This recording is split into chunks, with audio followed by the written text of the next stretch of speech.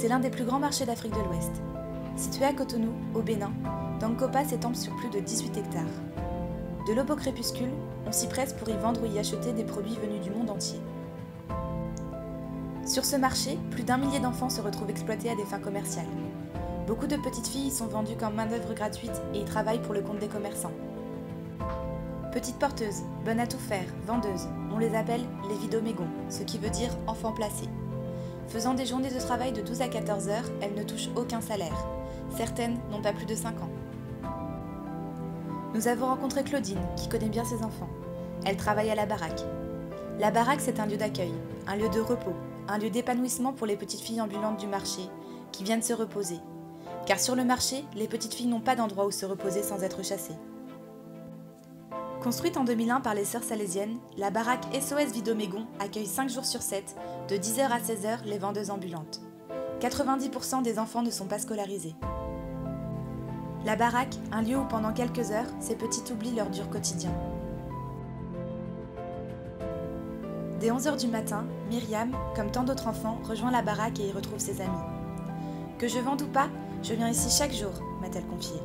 Ici je me sens bien, je suis bien traitée. C'est un endroit qui est pour moi plein de rêves, d'espoir et de fou rire, de courts moments d'insouciance. Si je ne vends pas la moitié des marchandises qu'elle m'a confiées, ma patronne me tape jusqu'à me blesser, me confiera Andossi, vendeuse de sacs de jute.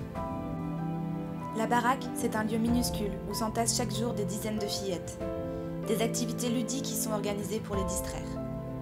Plusieurs fois par jour, Claudine fait le tour du marché pour inciter les petites vendeuses à venir s'y reposer, s'y confier et s'y amuser. Chaque semaine, elle parvient à y faire venir de nouvelles fillettes. La baraque, un lieu d'écoute et de respect.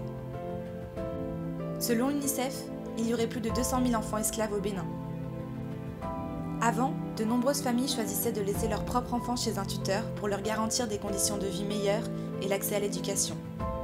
Mais depuis les années 80, avec l'appauvrissement des familles, cette tradition a dégénéré en trafic d'enfants, vendus comme force de travail gratuite pour seulement 10 000 francs CFA, soit seulement l'équivalent de 15 €. L'objectif de l'association est d'agir au sein de cette baraque.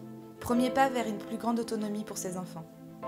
Après avoir rénové la baraque, l'association a embauché un second animateur et un psychologue qui s'y rend désormais chaque semaine.